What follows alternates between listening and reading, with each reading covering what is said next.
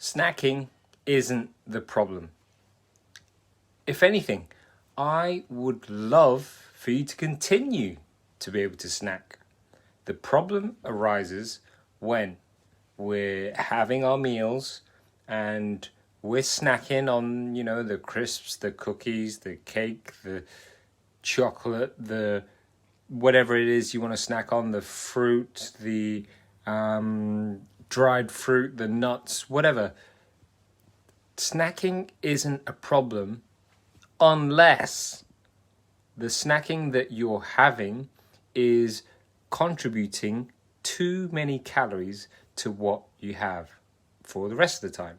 So say you have 3 meals a day and each one is, for argument's sake, 300 calories per meal. That's 900 calories already that you've eaten, and then you add in your snacks. And what generally happens is we're eating out of boredom. We're eating out of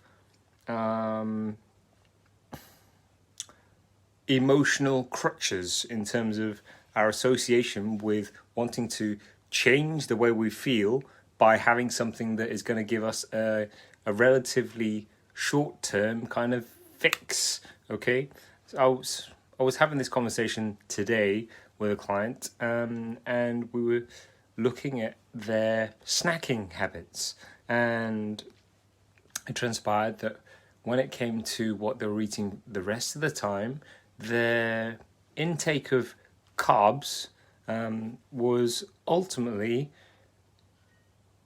to such an extent that it meant that they were getting that mid-afternoon lull every single day. Because what happens when you're eating when you're eating lots of carbs, it helps with your blood sugar level in terms of it helps you to spike your blood sugar levels, because the carbs converted into sugar is in your bloodstream goes up in terms of sugar content, insulin comes out to help reduce the blood sugar levels, and when you're getting that blood sugar level drop, right, that is when you're feeling that dip. Have you ever had that feeling where you feel really sleepy, really low, really slow and sluggish after a big lunch, quite a carby lunch? And if you look back further, you've potentially had a really carby breakfast, you've maybe had a carby 11sies as well, and then you hit lunchtime, you have a carby lunch, and then 2 or 3 hours after that, your stomach has been digesting all these carbs, and then you have this insulin response to all this carbohydrate in your blood that is trying to help you digest these carbohydrates and break down the sugars, and as a result of you having this blood sugar level spike, your body's like insulin, and then you have the lull, and when your blood sugar level drops, that's when you feel really low on energy. That's when you feel tired. That's when your body triggers you, gives you that incentive. It gives you those hormonal responses to go and reach for those snacks to ultimately help you bring your sugar level up. So snacking isn't bad for you. Snacking isn't of a disadvantage to you unless or until the calories that you're taking in from your snacking are taking you over what you need. So in terms of not working for you, if you're eating 900 calories a day and then you're eating another 900 calories from your snacks throughout the day, that's 1800 calories, right, that you've eaten. Now, you have to base this then on the question of, is my daily number that I need to achieve what I want, whether it's weight loss, whether it's to stay as I am, whether it's to help me build muscle, whatever your target is, does my daily calorie intake, including the snacks, because the snacks do count. Snacks, it's not as though snacks don't magically count after 3 o'clock in the afternoon or something.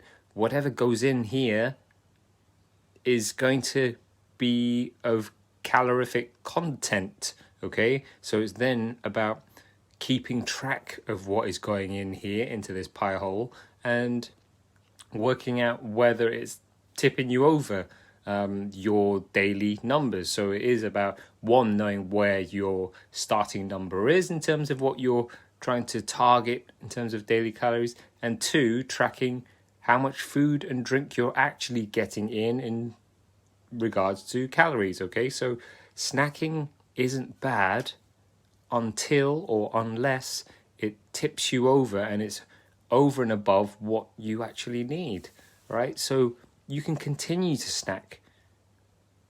How about snacking in a way that keeps you within your calorie target for the day?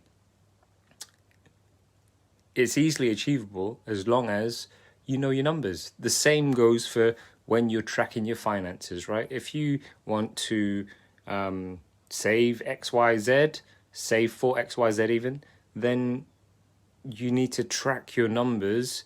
And yes, it's uncomfortable. Yes, it's a bit of a ball ache sometimes to do, but unless you track your numbers, you'll never know with your finances. And the same goes for your food and drink intake. Unless you track what is going in, you'll never know whether you're over or above or under what you actually need. So snacking itself isn't bad. Snacking on healthy stuff, snacking on fruit, snacking on nuts, you can snack on whatever you like as long as it is within what you need in terms of the calorie numbers that you are targeting, okay? So it's not about not snacking anymore. It's about looking at what you're snacking on, giving yourself the structure and framework to be able to stick to it as well. Like, so many times I've heard about how the fact that the snacks are in the house means that you're going to demolish them. I'm pretty much the same. If I buy a packet of Jaffa cakes and I know that they're in the house, I'm going to smash them all in pretty much probably 1 to 2 sittings, okay? So for me, it works that if I don't have it in the house, I don't have it, and therefore I don't snack on it, I don't eat it. But if it is in the house, then it's not going anywhere, except for in my mouth. So it's a case of sometimes setting yourself up to win by making sure that it's not even in your line of sight, because if it is, then it's going in, right? So work out where you can control the snack attacks. Work out what you can do to control them, and look at the habit, look at the trigger that makes you go for the snacks in the first place, become aware of that, and then that helps you to identify what you need to start off with and address in the first place. Okay, so snacking isn't bad. You can still snack as long as it fits your numbers.